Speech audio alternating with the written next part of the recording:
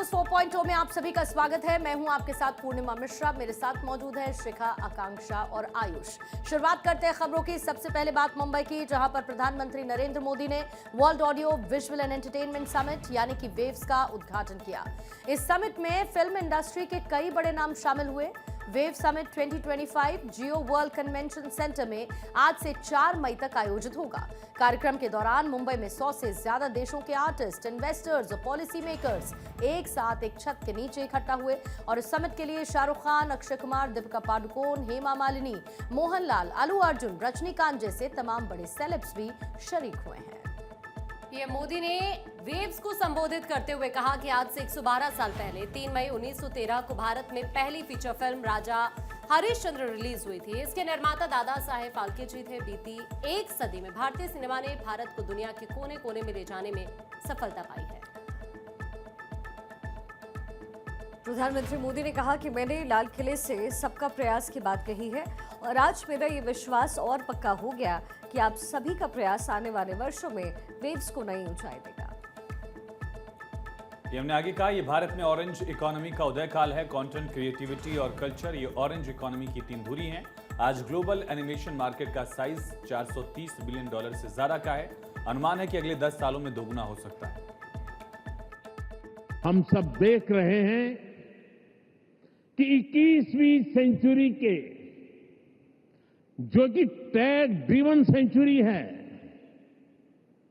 हर व्यक्ति के जीवन में टेक्नोलॉजी का रोल लगातार बढ़ता जा रहा है। ऐसे में मानवीय संवेदनाओं को बनाए रखने के लिए एक्स्ट्रा एफर्ट्स की जरूरत है। ये क्रिएटिव वर्ल्ड ही कर सकता है। हमें इंसान को रोबोट्स नहीं बनने देना है। हमें इंसान को अधिक से अधिक संवेदनशील बनाना है, उसे और अधिक समृद्ध करना है। इंसान की समृद्धि इंफॉर्मेशन के पहाड़ से नहीं आएगी। लखनऊ में उपराष्ट्रपति जगदीप धनखड़ और मुख्यमंत्री योगी आदित्यनाथ राज्यपाल आनंदीबेन पटेल के जीवन पर आधारित पुस्तक चुनौतियां मुझे पसंद है के विमोचन कार्यक्रम में शामिल हुए। कार्यक्रम जानकीपुरम स्थित AKTU में आयोजित किया गया। इससे पहले मुख्यमंत्री योगी आदित्यनाथ ने बक्शी का तालाब स्थित एयरफोर्स स्टेशन पर उपराष्ट्रपति जगदीप धनखड़ का स्वागत किया। मुख्यमंत्री योगी आदित्यनाथ के साथ राज्यपाल आनंदीबेन पटेल भी इस दौरान यहां पर मौजूद रहीं। कार्यक्रम में पहुंचकर उपराष्ट्रपति जगदीप धनखड़ और मुख्यमंत्री योगी ने कार्यक्रम की शुरुआत की, जिसके बाद पुस्तक का विमोचन किया गया। इस अवसर पर सीएम योगी आदित्यनाथ ने कहा कि उत्तर प्रदेश में महाकुंभ के बाद पहला सार्वजनिक कार्यक्रम है जिसमें उपराष्ट्रपति उत्तर प्रदेश आए हैं। सीएम योगी ने राज्यपाल के जीवन पर आधारित पुस्तक की तारीफ की। उन्होंने कहा कि इस पुस्तक में राज्यपाल आनंदीबेन पटेल के जीवन के हर एक पहलू को 14 अध्याय में संजोया गया, जो कि बिल्कुल समुद्र मंथन से 14 रत्न जैसा है। विनय जोशी, श्री अशोक देसाई, श्री पंकज जानी, इन तीनों महानुभावों को भी हृदय से धन्यवाद देता हूं कि इन्होंने एक एक जीवन के पहलू को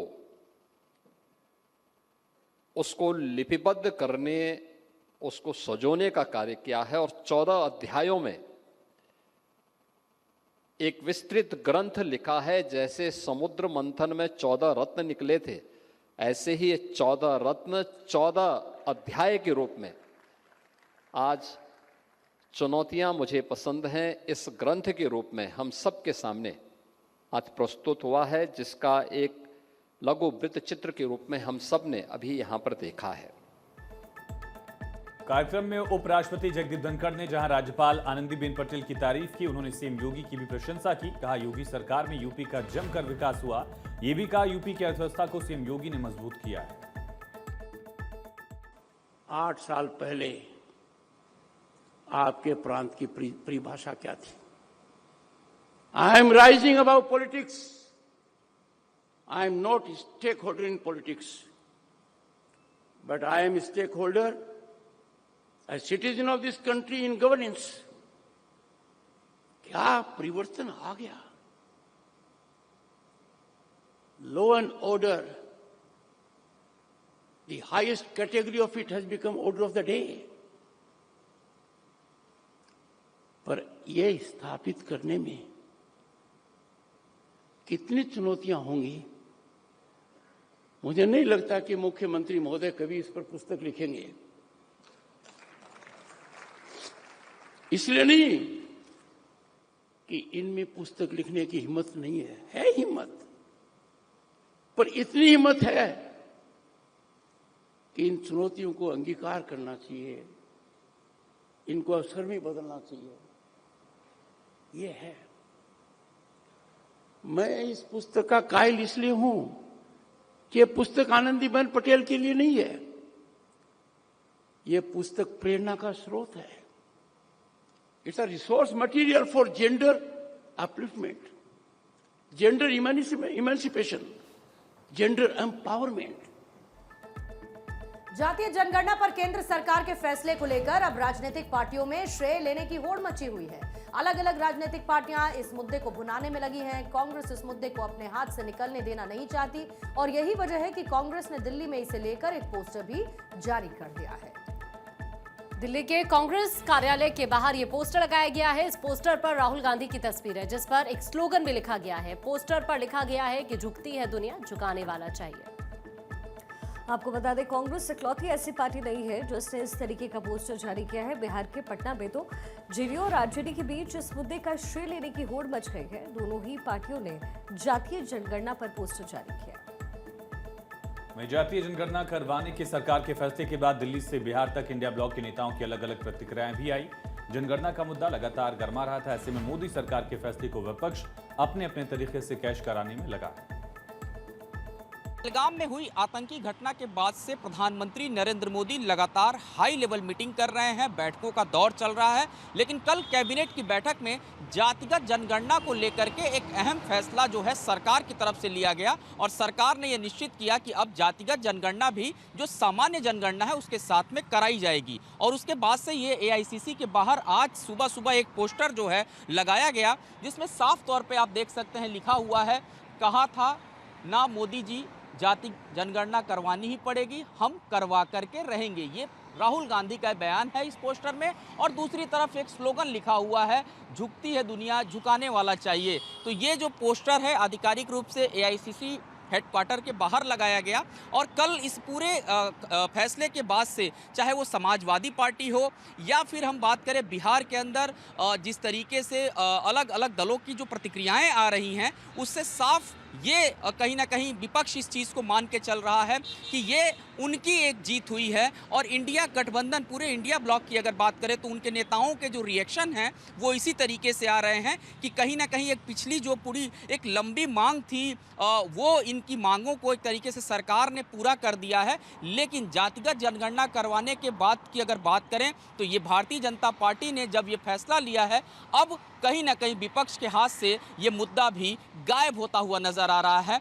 बीजेपी इस पर साफ तौर पे कह रही है कि ये तो पहले से ही होना चाहिए था, लेकिन मनमोहन सिंह के कार्यकाल के दौरान भी इस पे कमेटी जरूर बनाई गई थी, लेकिन कैबिनेट तक ला करके इस पे चर्चा नहीं किया गया था। यानी कांग्रेस जातिगत जनगणना नहीं करवाना चाहती थी। हालांकि राहुल गांधी का ये पोस्टर प्रदर्शित करता है कि जो राहुल गांधी ने कहा था वो सरकार को करना पड़ा। और यही खुशी इंडिया ब्लॉक के तमाम जो अलग अलग दल हैं वो मनाते हुए नजर आ रहे हैं। कैमरामैन भरत शर्मा के साथ गौरव मिश्रा, भारत 24, दिल्ली। तो महाराष्ट्र का आज स्थापना दिवस है और इस मौके पर मुख्यमंत्री देवेंद्र फडणवीस ने महाराष्ट्र दिवस की शुभकामनाएं दी। और इसके बाद देवेंद्र फडणवीस ने हुतात्मा चौक पर संयुक्त महाराष्ट्र आंदोलन के लिए अपने प्राणों की आहुति देने वालों को श्रद्धांजलि अर्पित की है। सीएम फडणवीस ने कहा कि महाराष्ट्र दिवस भारत के सबसे प्रगतिशील राज्य के लिए एक महत्वपूर्ण अवसर है। हमारा प्रयास इसे $1 ट्रिलियन की अर्थव्यवस्था बनाना है। इसके साथ ही उन्होंने कहा कि 100 दिवसीय विकास पहल का विवरण जल्द ही घोषित किया जाएगा। महाराष्ट्रातील तमाम बंधू भगिनींना, मातांना, देशातील आणि जगभरातील मराठी बांधवांना महाराष्ट्र दिनाच्या मी खूप खूप शुभेच्छा देतो। महाराष्ट्र दिन हा याकरता महत्वाचा आहे की या भारतातलं सर्वात पुरोगामी आणि प्रगतिशील राज्य म्हणून। इसी बीच पुणे में डिप्टी सीएम अजित पवार ने सिटी पुलिस मुख्यालय परेड ग्राउंड में राष्ट्रध्वज फहराया और राज्य के स्थापना दिवस पर संयुक्त महाराष्ट्र आंदोलन में जान गंवाने वालों को श्रद्धांजलि दी। इसके अलावा महाराष्ट्र के दूसरे डिप्टी सीएम एकनाथ शिंदे ने भी ठाणे के साकेत मैदान में ध्वज फहराया, संयुक्त महाराष्ट्र आंदोलन के शहीदों को श्रद्धांजलि दी। साथ ही महाराष्ट्र के 65वें स्थापना दिवस के मौके पर महाराष्ट्र के राज्यपाल सीपी राधाकृष्णन ने भी महाराष्ट्र के लोगों को शुभकामनाएं दी। पहलगाम आतंकी हमले की जांच में एक बड़ा खुलासा हुआ है। ओवरग्राउंड वर्कर्स से एनआईए की पूछताछ में इस बात की जानकारी सामने आई कि हमले से 2 दिन पहले बैसरान में आतंकी मौजूद थे। सूत्रों के मुताबिक बैसरान के अलावा आतंकियों ने 3 और जगह रेकी की थी, आरू घाटी, अम्यूजमेंट पार्क, बेताब घाटी, जहां पर आतंकियों ने टारगेट रखा हुआ था।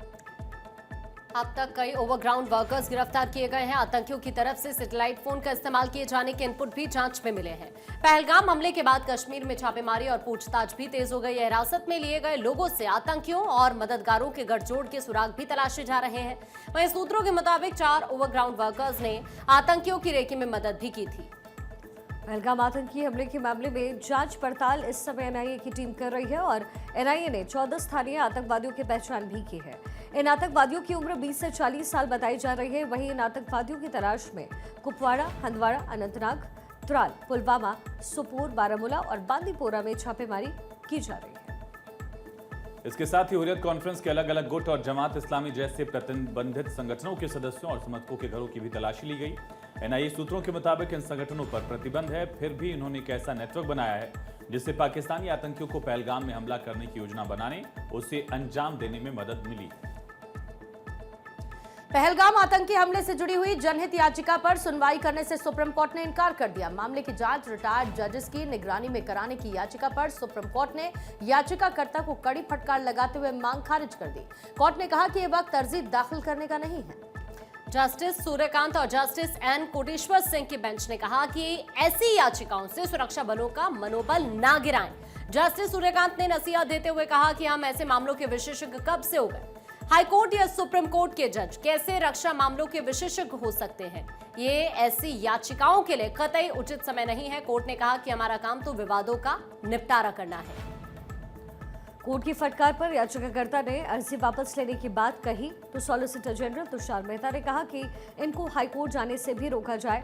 नसीहत के साथ याचिका खारिज करते हुए सुप्रीम कोर्ट ने याचिकाकर्ताओं को चेतावनी देते हुए कहा कि इस तरीके की याचिका दाखिल न की जाए। सुप्रीम कोर्ट ने कहा, देश के हर नागरिक के लिए कठिन समय है, मामले की गंभीरता और वक्त की नजाकत को समझिए। दरअसल याचिका में पहलगाम हमले की जांच के लिए सुप्रीम कोर्ट के रिटायर्ड जज की अध्यक्षता में एक न्यायिक आयोग के गठन की मांग की गई थी। याचिका में केंद्र, जम्मू कश्मीर केंद्र शासित प्रदेश, सीआरपीएफ, एनआईए को जम्मू कश्मीर के टूरिस्ट इलाकों में नागरिकों की सुरक्षा तय करने के लिए भी एक्शन प्लान तैयार करने का निर्देश देने की मांग की गई। दिल्ली की सीएम रेखा गुप्ता आज मजदूर दिवस के मौके पर करोल बाग में आयोजित श्रमिक सम्मान समारोह में शामिल हुई। कार्यक्रम में शामिल होने के बाद उन्होंने महिला श्रमिकों से मुलाकात की। रेखा गुप्ता ने महिला श्रमिकों से मुलाकात के बाद कहा कि दिल्ली सरकार मजदूरों के कल्याण के लिए प्रतिबद्ध है और लगातार उनकी भलाई के लिए काम कर रही है। सीएम रेखा गुप्ता ने आगे कहा, जब कोई मजदूर अपने गृहनगर से दिल्ली आता है तो वो बहुत सारी उम्मीदें लेकर आता है। वो दिल्ली की व्यवस्था, अर्थव्यवस्था और विकास का हिस्सा बन जाता है। मजदूर बहनों के लिए ये चिंता का विषय है कि वो अपने बच्चों को छोड़कर रोजगार के लिए कहां जाए। इसीलिए हम दिल्ली में 500 शिशु गृह खोलने वाले हैं। सीएम रेखा गुप्ता ने कहा है कि अंतर्राष्ट्रीय मजदूर दिवस पर मजदूरों को नमन किया और कहा कि जो अपने श्रम से राष्ट्र के सपनों को साकार करते हैं। श्रमिक केवल श्रम का साधन नहीं है, वो राष्ट्र निर्माण के स्तंभ भी है। सीएम रेखा गुप्ता ने आगे कहा, दिल्ली सरकार श्रमिकों के सम्मान, अधिकार, सुरक्षा के लिए पूरी प्रतिबद्धता के साथ काम कर रही है। दिल्ली सरकार श्रमिकों के सम्मान, अधिकार और सुरक्षा के लिए पूरी प्रतिबद्धता से लगी है। हमारा संकल्प है हर श्रमिक का जीवन सम्मान, न्याय और अवसरों से भरा हो। देश की राजधानी आते हैं, एक सपना लेके आते हैं, कंधे पे अपने कपड़ों की गठरी बांधे हुए जब वो दिल्ली पहुंचते हैं तो उनको लगता है कि दिल्ली इतना बड़ा शहर है, मुझे तुरंत जाते ही काम भी मिल पाएगा, रहने की व्यवस्था भी होगी और मेरे बच्चों को शिक्षा और स्वास्थ्य भी मिल पाएगा। पर मैं इस बात पे खेद जताती हूं कि आज तक की सरकारों ने हमारे इन गरीब भाई बहनों को, उनके सपनों को कभी समझा ही नहीं।